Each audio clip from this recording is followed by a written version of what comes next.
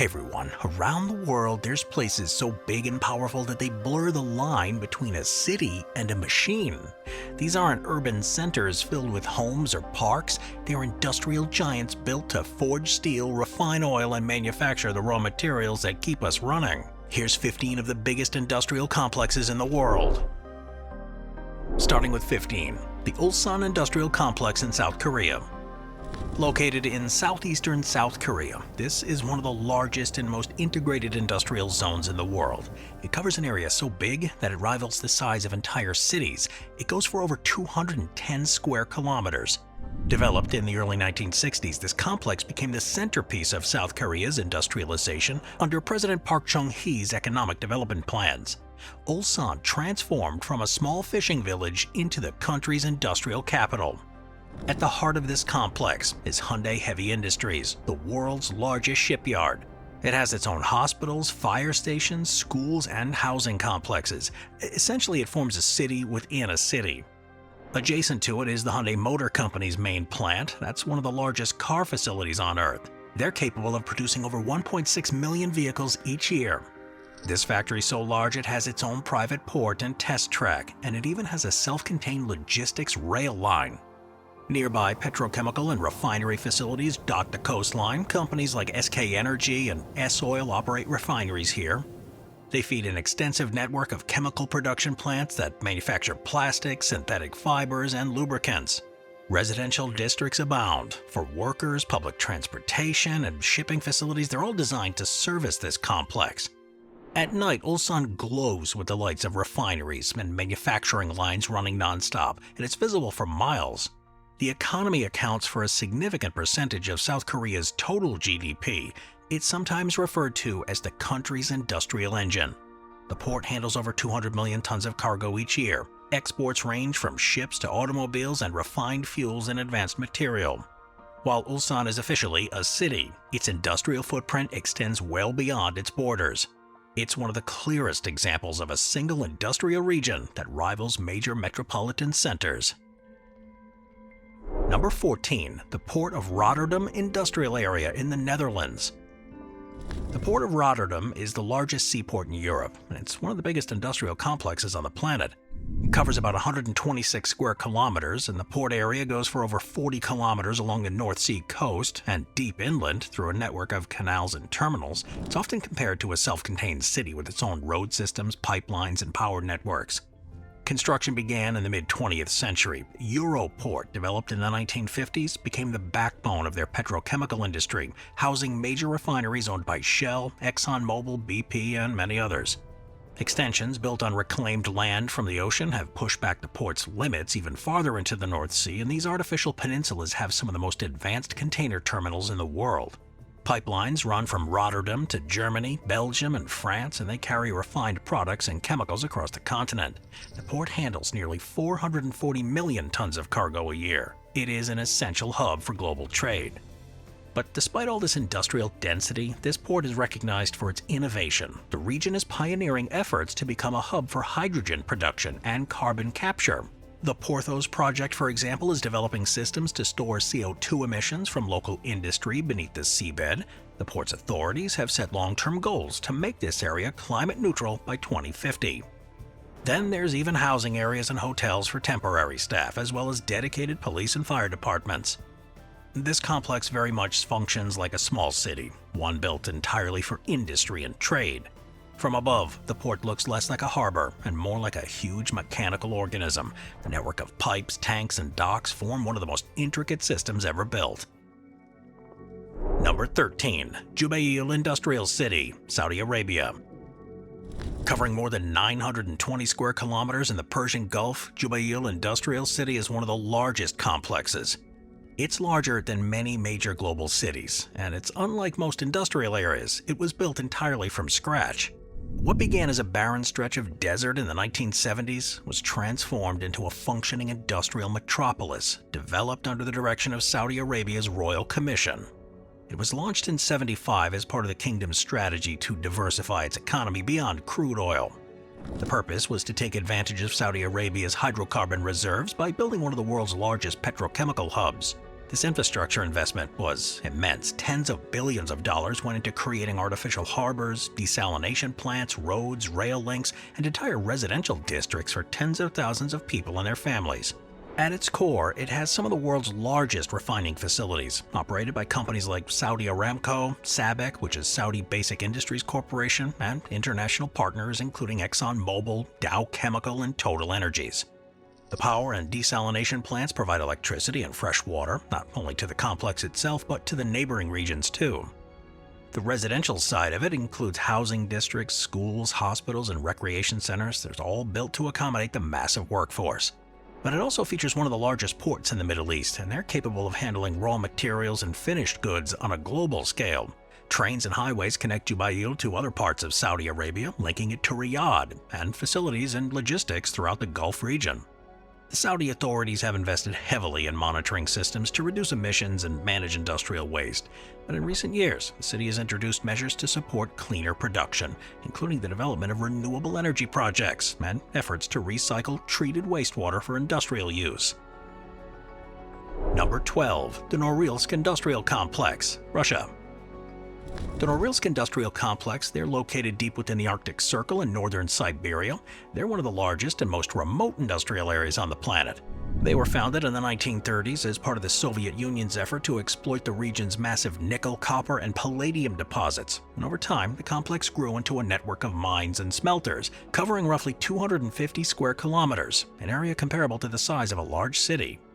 Now, Norilsk Nickel, often abbreviated as Nornickel, operates the entire complex. It is the world's largest producer of nickel and palladium, as well as a major supplier of copper and platinum.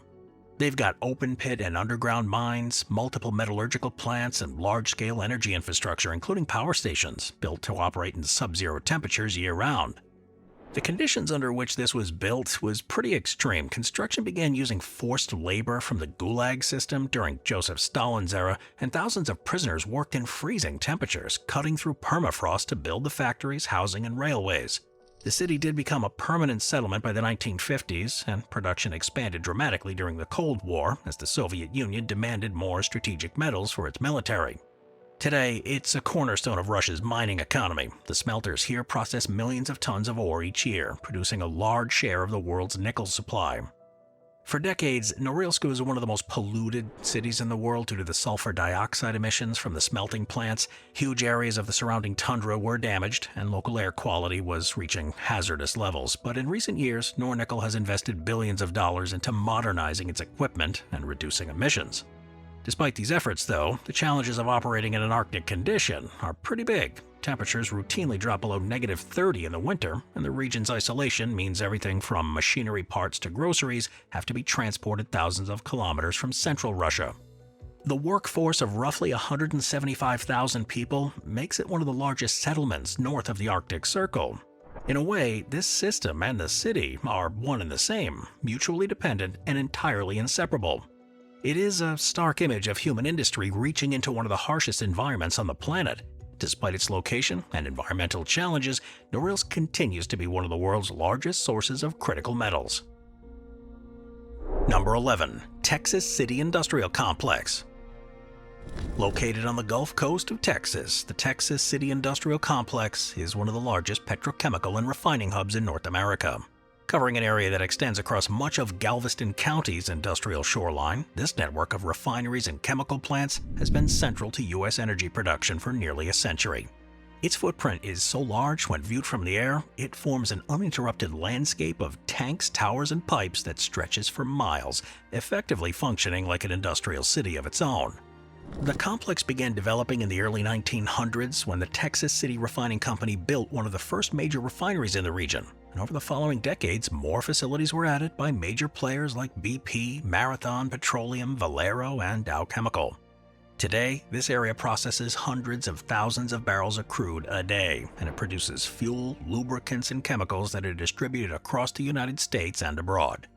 The BP Texas City Refinery, before its merger with Marathon, was among the largest single refining operation in the world. They were capable of processing 470,000 barrels of oil per day. The complex is linked directly to the port of Texas City, which is one of the top 10 busiest ports in the United States by tonnage. The city's port and industrial district have been engineered with direct pipeline access from offshore terminals, rail lines connecting to national freight networks, and on-site storage tanks capable of holding millions of barrels of product. But the area has also experienced its share of disasters. The 1947 Texas City explosion remains one of the deadliest industrial accidents in U.S. history. It was triggered when a ship carrying ammonium nitrate detonated, destroying much of the port and refinery infrastructure and killing nearly 600 people. Despite the tragedy, the city quickly rebuilt, expanding its base in the decades that followed. Today, this complex contributes billions of dollars annually to the Texas economy. It supports tens of thousands of direct and indirect jobs and supplies a substantial portion of the fuel and chemical output for the entire Gulf Coast region. From the ground, the skyline is dominated by distillation columns and flare stacks. From above, the density of tanks and rail spurs and docks is pretty amazing. It's so extensive it visually merges with the nearby industrial regions of Baytown and Pasadena, forming one of the world's largest continuous industrial corridors. Number 10. Jamshedpur Steel City in India. Jamshedpur, often referred to as Steel City, is one of the earliest and largest planned industrial cities in India. It was founded in 1907 by Jamsetji Tata, the founder of the Tata Group, and it was designed specifically to support large-scale steel manufacturing. The centerpiece is the Tata Steel Plant. It's one of Asia's oldest and most productive steel facilities. The original site here was chosen for its access to key resources, iron ore, of course, from the nearby mountains, coal from the nearby fields, and water from a nearby river. Construction of the plant began in 1908 and continued through the following decades, eventually expanding to cover several square kilometers. But today, it's got a capacity exceeding 10 million tons of steel per year, with blast furnaces, coke ovens, rolling mills, and ancillary facilities that form a huge industrial ecosystem. The Tata family hired American engineer Julian Kennedy and town planner Frederick Winslow Taylor to design a modern industrial township with wide roads, housing, sanitation systems, and green spaces. The result was India's first planned industrial city, decades before similar urban projects appeared elsewhere. Workers' housing, schools, hospitals, and recreation areas were all integrated into the design, and it created a community sustained by the factory rather than simply existing besides it. Environmental management here has been an ongoing challenge. Given the scale of production and the surrounding population, Tata Steel has invested heavily in modernizing its process to reduce emissions, water recycle, and minimize solid waste, and those initiatives have made it a notable example of an industrial city attempting sustainable coexistence with its environment. And economically, it is one of India's most important centers, accounting for a major share of the nation's steel output. The city does consistently rank among India's highest in per capita income, largely due to the presence of the Tata Group and its network of suppliers and service providers. Number 9. The Ruhr Industrial Region, Germany. The Ruhr Industrial Region in western Germany, this is one of the largest and most historically significant complexes.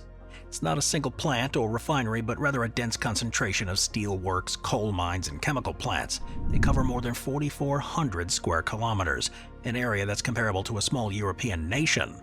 The development of this region began in the early 19th century, when rich coal seams were discovered beneath the region. Towns like Essen, Dortmund, Duisburg, and Bochum rapidly grew around mining operations and steel mills. By the early 1900s, the region had become the heart of German heavy industry, supplying coal and steel to fuel railroads, shipyards, and armament factories across Europe. Companies like Krupp and Thyssen dominated the landscape, employing hundreds of thousands of workers and operating in a complex that often spans several square kilometers each. During both World Wars, the Ruhr's importance made it a strategic target. Its cluster of steel mills and munition factories was heavily bombed during World War II, yet it quickly recovered in the post-war era, becoming a pillar of West Germany's economic miracle. The region continued to produce huge quantities of coal, iron, and steel well into the 20th century and supplied materials for Europe's rebuilding and later for the global export market. In recent decades, as coal mining has declined, the region has undergone a pretty big transformation. Many mines and steelworks have been closed or converted into industrial museums, renewable energy centers, and technology parks. yet large-scale production does continue in several key facilities, like ThyssenKrupp Steel Complex, the largest steel plant in Europe, covering more than 10 square kilometers and producing over 11 million tons of crude steel annually. Former spoil heaps and slag piles have been converted into green parks, cycling paths, and public art spaces, and the river nearby, once a polluted industrial drain, is now being restored through one of the largest ecological recovery projects in Europe. Number 8. The Houston Ship Channel Industrial Zone, Texas. Alright, we're back in Texas for the Houston Ship Channel Industrial Zone. This is one of the most expansive and vital industrial regions in the Western Hemisphere. Going for about 80 kilometers inland from the Gulf of Mexico, or America, it forms the backbone of the Houston metropolitan area's industrial economy. This channel and its surrounding facilities collectively house over 200 petrochemical plants, refineries, and sites. The channel itself was dredged in the early 20th century to connect Houston to the Gulf, which transformed what was once a small inland city into one of the busiest ports in the world. Its success immediately attracted energy companies and manufacturers, particularly after the discovery of major oil reserves in Texas in the early 1900s, and over the next century the area evolved into a continuous corridor of heavy industry, dominated by companies like ExxonMobil, Shell, Chevron Phillips, and Dow. The footprint of this site spans both sides of the channel. It encompasses multiple refineries, and they're capable of producing more than 2.5 million barrels of crude each day. The chemical plants in the area produce quantities of ethylene, propylene, and other essential feedstocks that are used in plastics, fertilizers, and consumer products. The channel moves over 275 million tons of cargo annually. Dozens of terminals handle crude oil, LNG, bulk chemicals, and containers. This pretty much makes Houston the logistical and refining heart of the U.S. energy system. Environmental concerns here are kinda big given the scale of the refining and chemical production. The region has experienced numerous accidents and chemical releases over the decades, which has prompted tighter regulations and investment in emissions controls. Despite the challenges, modernization has helped improve efficiency, and they reduce their carbon intensity of their operations here. Economically, the zone contributes more than $800 billion annually to the Texas economy, directly and indirectly supporting over 1 million jobs. Many of Houston's suburbs, like Pasadena, Baytown, and Deer Park, owe their existence entirely to this industrial corridor. It is the ecosystem where entire communities depend on the refineries and terminals.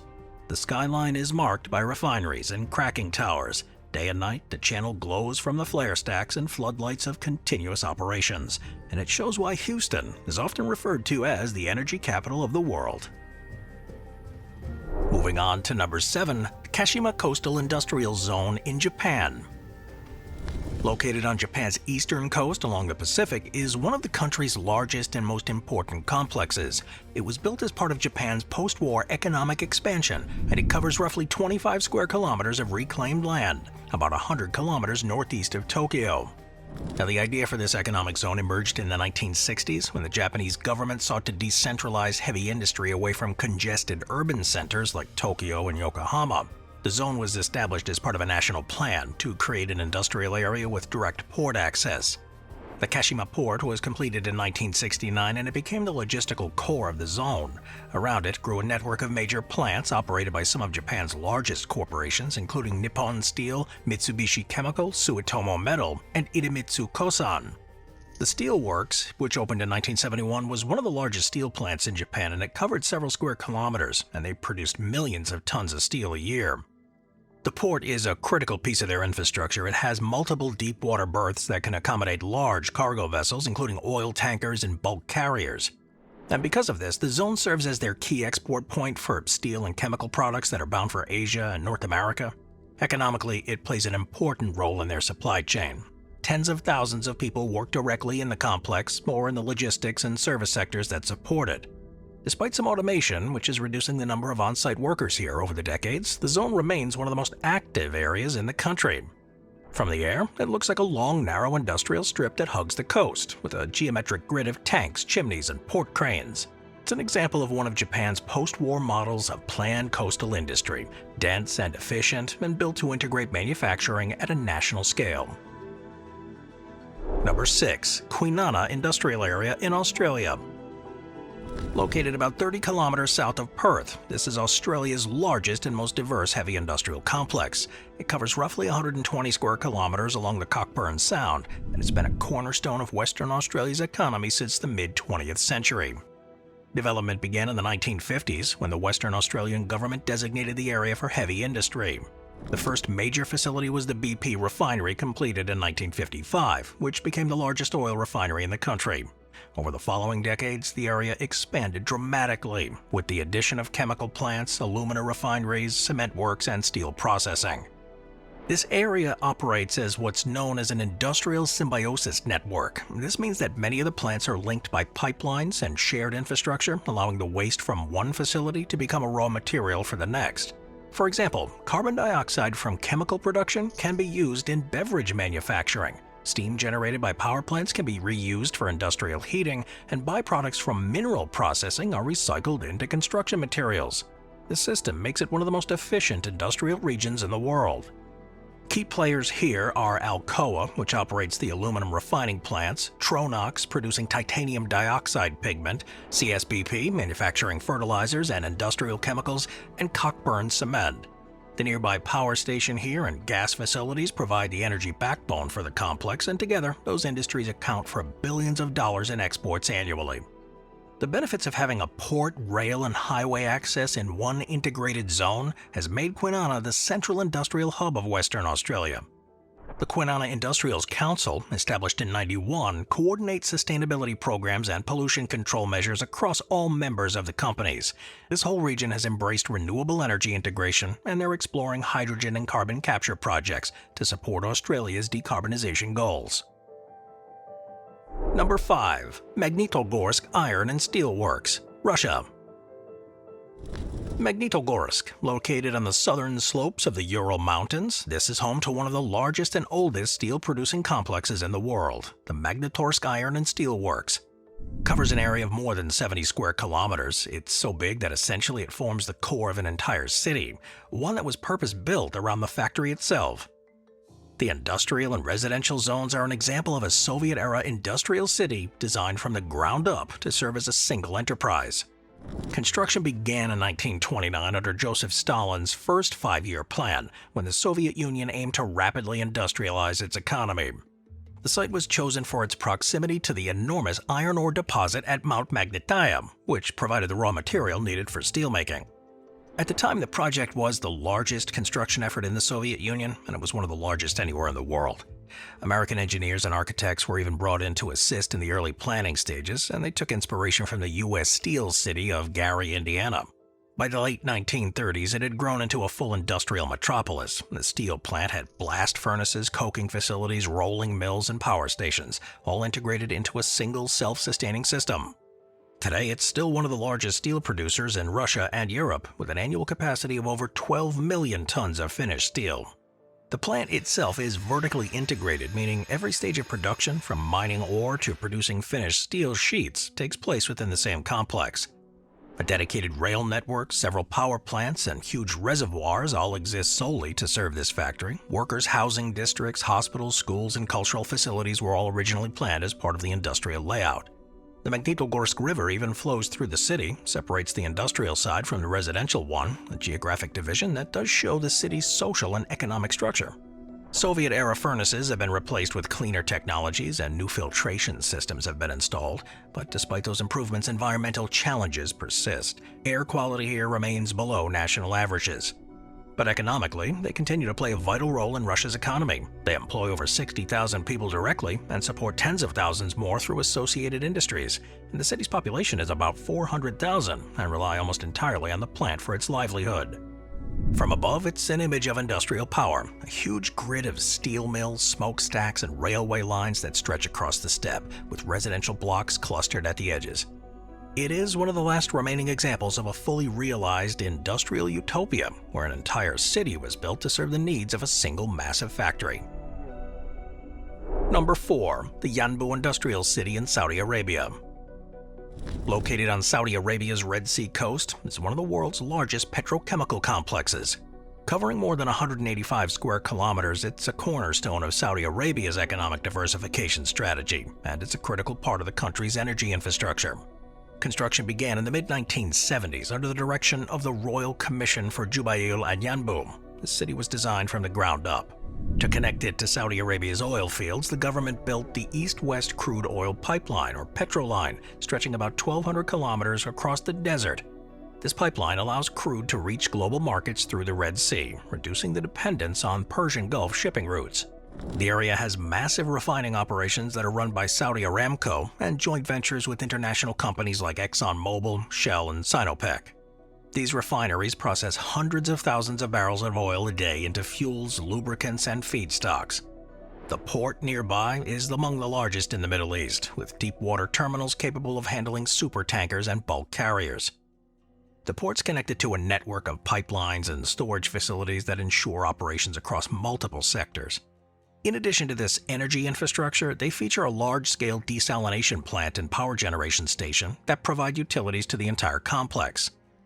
Much like Jubail, Yanbu was built to be self-contained. The residential and administrative areas are separated from heavy industry by wide buffer zones. The Royal Commission enforces strict standards for waste disposal here, emissions and water use, and the city also includes one of the largest industrial wastewater treatment facilities in the region.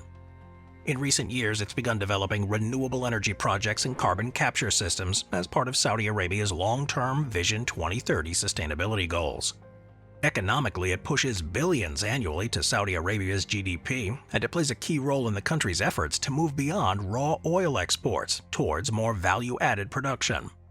But from above, you can see it appears like a carefully organized complex of refinery grids, pipelines, and port terminals bordered by the desert and sea, and at night the glow of the refineries and flares along the coastline is visible for kilometers. It's a symbol of modern industrial engineering on a massive scale. It forms a fully functional industrial city. And rivals many national capitals in scale.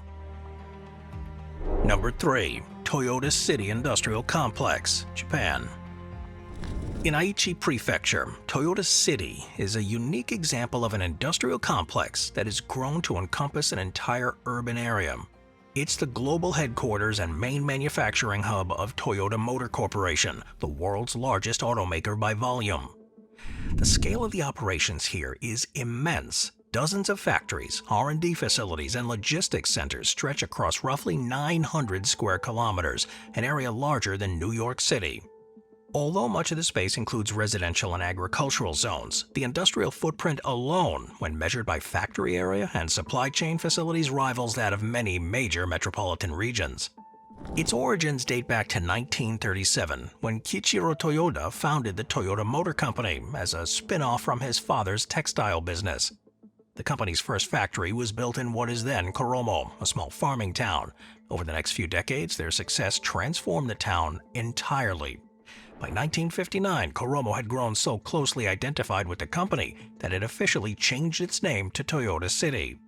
At the center of the complex is the Motomachi plant, which began operations in 1959 and has produced iconic models like the Crown, the Supra, and the Lexus LS.